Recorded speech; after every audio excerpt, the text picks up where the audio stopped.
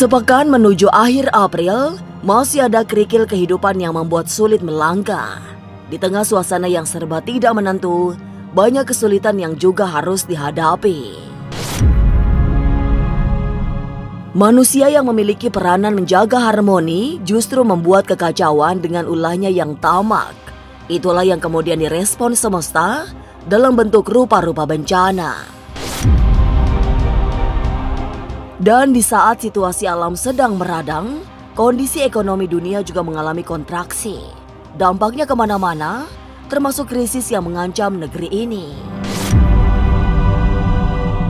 Lalu apa yang harus dilakukan? Siapa saja orang yang akan selamat melewati banyak rintangan tahun ini? Masa depan memang misterius dan penuh dengan tanda tanya. Tak usah menerka-nerka, karena was-was akan menerawang kehidupan selebriti serta mengungkap asmara, karir, dan peruntungan.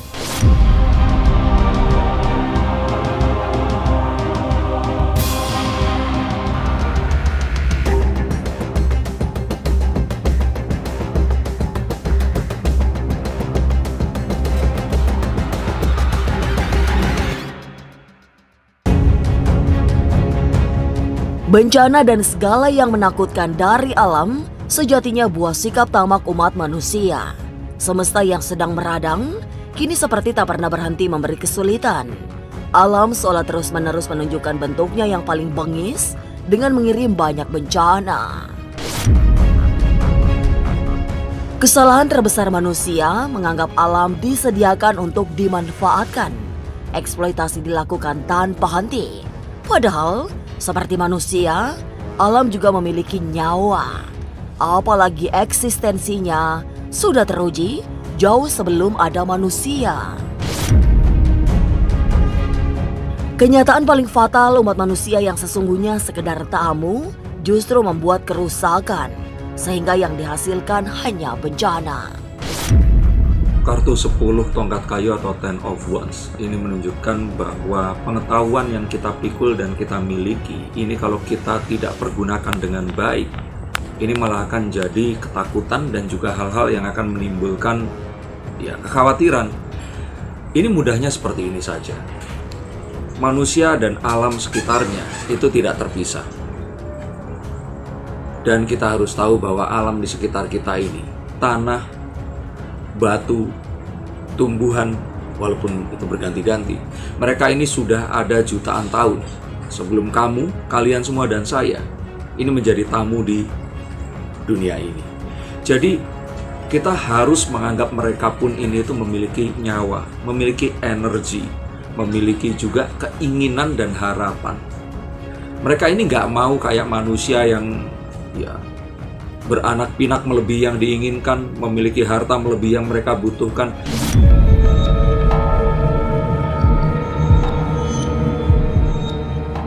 Keserakahan manusia pada akhirnya menjadi hulu picu kerusakan semesta yang membawa dampak buruk. Situasi makin membuat terpuruk. Oleh sebab tahun ini, dalam hitung-hitungan ilmu para suhu dari Tiongkok, di bawah kendali sio ular kayu. Seperti hakikatnya seekor ular, kemampuan ganti kulit adalah cara hidup yang tak dimiliki hewan lain. Karakter serupa itu yang semestinya menjadi spirit dalam menjalani tahun ini. Nah, jika terjadi hal seperti ini sudah dipastikan jika manusia itu terlalu serakah dan merusak siklus mereka. Apalagi kita tahu bahwa kita menerjemahkan siklus ini kalau menurut ilmu penerawangan Cina, sio misalkan, kita masuk ke sio ular, di mana sio ular itu yang paling harus kita sadari dan jarang orang sadar di sini itu adalah ular itu memiliki kemampuan untuk meremajakan kulitnya dengan melepaskan kulit matinya. Yang artinya siklus ini akan berulang, peremajaan itu pasti terjadi. Dan bencana alam sebenarnya hanyalah cara bumi untuk menyeimbangkan apa yang ada di atasnya, di dalamnya, agar mereka masih akan tetap bisa hidup mungkin jutaan tahun ke depannya nanti.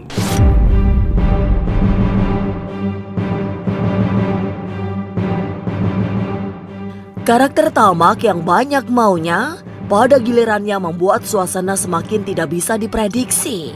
Kondisi ini juga mempengaruhi gejolak yang ada di dalam perut bumi, sehingga ancaman bencana semakin lengkap sebagai penebar maut.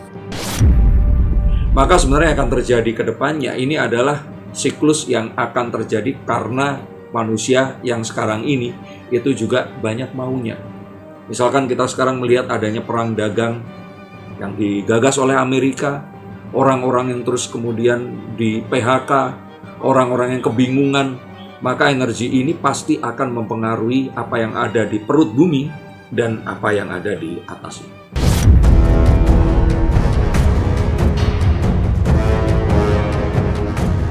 Wujud semesta yang jauh dari ramah sesungguhnya adalah respon dari tabiat manusia yang juga penuh amarah.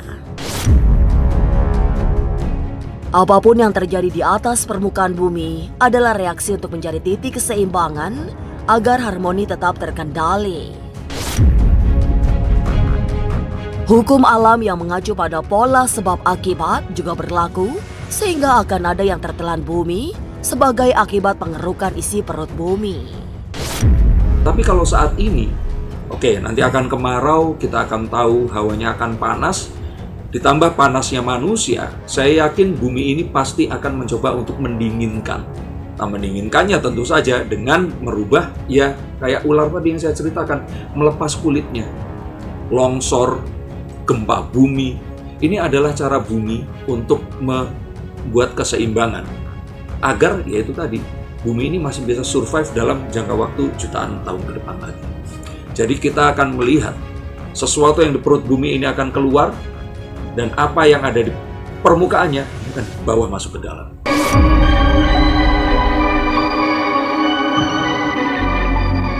Respon bumi yang kadang di luar dugaan adalah sesuatu yang niscaya.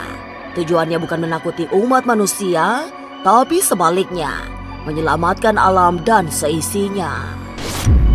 Jika dilakukan sesuatu, akan ada responnya. Itu yang dimaksud kesadaran. Tujuannya apa? Ya agar menyelamatkan dirinya dan orang-orang yang ada di sekitarnya. Contoh kayak misalkan kemarin itu di Bogor ya, yang dibangun tempat wisata, rasakan banjir. Itu terjadi puluhan kilometer jauh daripada di Jakarta.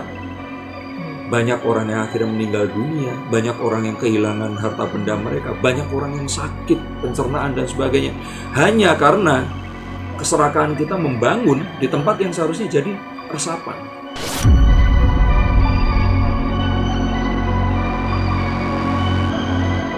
Lantas benarkah akan terjadi krisis yang jauh lebih menakutkan? Jangan lupa saksikan Was-Was setiap Senin, Rabu, dan Sabtu. Jangan lupa komen, like, and subscribe. Saya Uya Kuya, penonton Was-Was.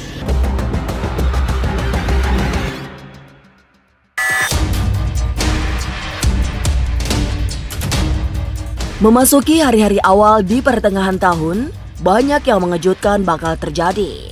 Salah satunya resesi ekonomi yang membuat pola dunia berubah. Status sosial yang selama ini sudah tertata akan mengalami goncangan, sehingga muncul tatanan baru yang tak terbayangkan. Kartu tarot yang dibaca Denny Darko mengisyaratkan adanya pintu yang terbuka.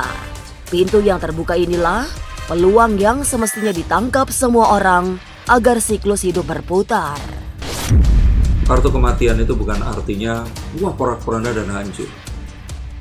Dalam kartu tarot ini kematian itu adalah pintu.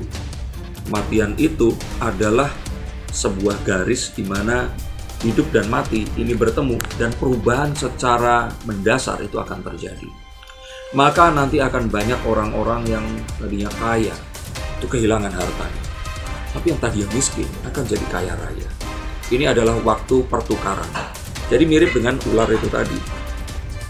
Kalau kita tidak hati-hati, apa yang kita miliki akan bisa sekejap hilang begitu saja.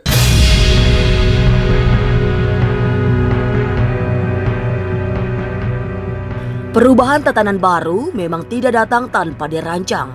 Ekonomi akan mengalami turbulensi hebat sebelum ada keseimbangan. Apalagi pasar keuangan dunia dikendalikan oleh beberapa orang yang bagai bermain catur membuat sebagian penduduk bumi mudah diombang-ambingkan dalam permainan ekonomi. Celakanya, mereka yang jumlahnya tidak lebih dari 20% populasi bumi justru yang paling berkuasa menentukan arah perjalanan dunia. Ya, kita tahu bahwa 20% populasi dunia itu menguasai 80% perekonomian atau uang yang beredar di seluruh dunia. Nah, kita yang 80% manusia ini itu rebutan cuma 20% saja. Mereka ini tuh kayak kalau orang main kartu di satu meja itu kayak udah ya mainnya udah selesai, yuk kartunya dikumpulin dikocok ulang. Lalu kartunya dibagikan lagi. Yang mainnya mereka-mereka aja. Tapi kita itu adalah semut-semut yang akan terpengaruh oleh kartu-kartu yang berjatuhan itu tadi. Jadi nanti ini akan terjadi sebuah pergeseran yang sangat luar biasa.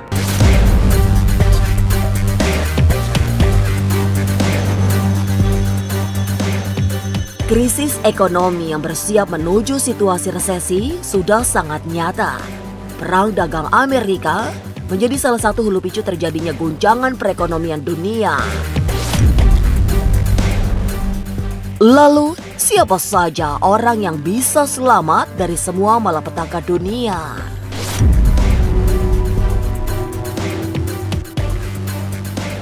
Jangan lupa saksikan Was-Was setiap Senin, Rabu, dan Sabtu. Jangan lupa komen, like, and subscribe. Saya Uya Kuliah, penonton Was-Was.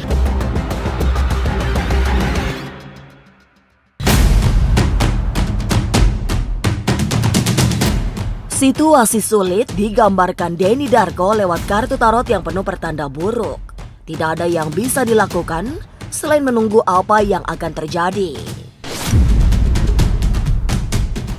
Tapi menurut paranormal Velin Ratu Ayu, hanya sedikit orang yang selamat menghadapi situasi sulit tahun ini. Mereka adalah orang yang mampu mendekatkan diri pada Tuhan selain memiliki tabiat baik karena segala malapetaka berhubungan dengan karma.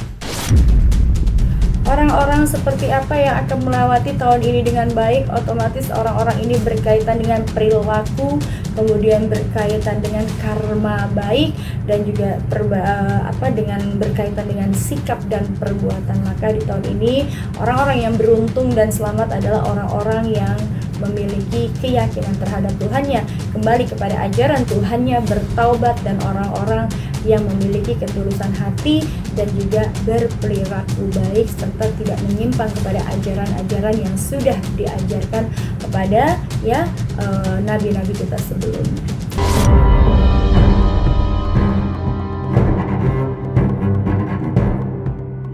Lantas apa yang harus dilakukan agar tetap selamat?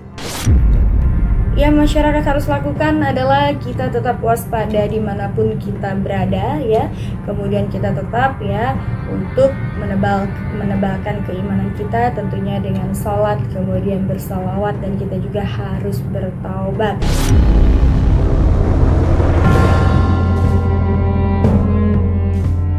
Gempuran bencana masih akan terus terjadi hingga perjalanan tahun ini berakhir. Di tengah semua itu, akan ada badai resesi ekonomi yang membuat tatanan dunia porak-poranda. Ketamakan manusia menjadi salah satu penyebab terjadinya banyak peristiwa menakutkan. Dan hanya mereka yang bersabar dan dekat dengan Tuhan yang mampu melewati segala krisis. Maka, semogalah kita ada di antara orang-orang tersebut. Pemirsa, saksikan terus Was-Was yang akan meneropong kehidupan sejumlah selebriti, tentunya hanya di YouTube channel. Dan pastikan untuk subscribe, share, komen, dan like, karena Anda patut was-was sebelum menyaksikan Was-Was.